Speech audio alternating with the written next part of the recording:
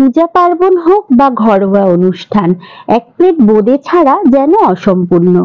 এই ছোট্ট ছোট্ট মিষ্টি দানাই বাংলার ঐতিহ্যের অমোঘ স্বাদ। সোনালী রং, দারুণ মিষ্টি স্বাদ আর ঝরঝরে টেক্সচারের জন্য বোঁদে আজও সকলের প্রিয়।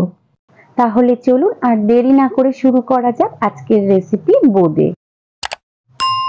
নমস্কার, আমি রুম্পা। রান্নাঘরের স্বাদ কাহনের নতুন একটি পর্বে সবাইকে স্বাগত।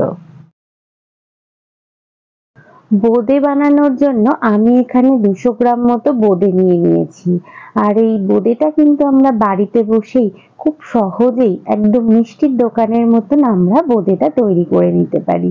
সহজ কয়েকটি উপকরণ এবং কয়েকটি নিয়ম মেনেই আমরা যদি এই বোঁদেটা তৈরি করি, একদম মিষ্টির দোকানের মতোই কিন্তু পারফেক্ট বোঁদে তৈরি করা যেতে পারে। তাহলে চলুন আমরা দেখে নিই আমরা বোঁদে তৈরি করার জন্য কি কি উপকরণ নিয়েছি।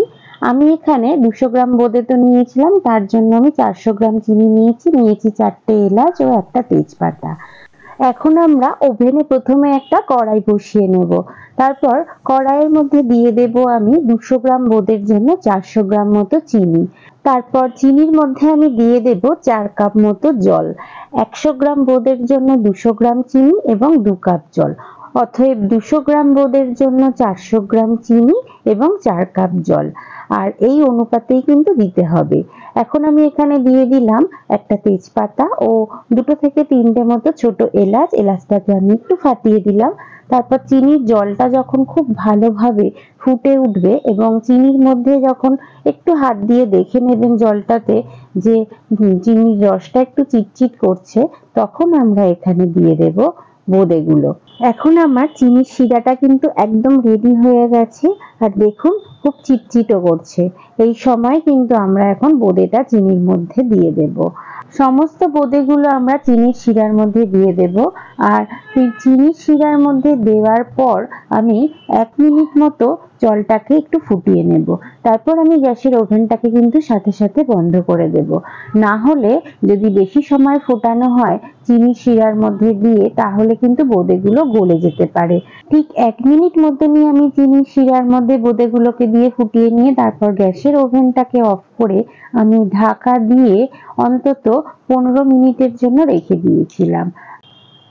আর ওই 15 মিনিটের মধ্যেই কিন্তু আমি বারবার ঢাকনা খুলে বোঁদেগুলোকে একটু এদিক থেকে ওদিক করে নাড়িয়ে দিয়েছি। তাহলে উপরের বোঁদেগুলো নিচে চলে যাবে, নিচের বোঁদেগুলো উপরে চলে আসলে তাহলে বোঁদেগুলো খুব পারফেক্ট ভাবে কিন্তু তৈরি হয়ে যাবে। দেখুন আমার বোঁদেগুলো কিন্তু একদম পারফেক্ট ভাবে তৈরি হয়ে গেছে। আর একদমই কিন্তু মিষ্টির দোকানের মতন খেতে হবে এবং দেখতেও হয়েছে একদম মিষ্টির দোকানের মতো। তাহলে আমরা বাড়িতে বসেই কত সহজেই একদম মিষ্টির দোকানের মতন বোঁদে তৈরি করে নিতে পারলাম। তাহলে আমার আজকের রেসিপিটি কেমন লাগলো? ভালো লাগলে অবশ্যই আমাকে একটা কমেন্ট করে জানাবেন। সেই সঙ্গে লাইক, শেয়ার এবং আমার চ্যানেলের নতুন বন্ধু হয়ে থাকলে সাবস্ক্রাইব করার অনুরোধ রইল এবং পাশে থাকা বেল আইকনটি প্রেস করে অল নোটিফিকেশনটি অন করে দেবেন। তাহলে আমি যখনই কোনো নতুন ভিডিও আপলোড করব তার প্রথম নোটিফিকেশনটি আপনার কাছে পৌঁছে যাবে। সবাই খুব ভালো থাকবেন, সুস্থ থাকবেন এবং কাছের মানুষকেও ভালো রাখার চেষ্টা করবেন। আবার খুব তাড়াতাড়ি ফিরে আসছি নতুন কোনো রেসিপি নিয়ে।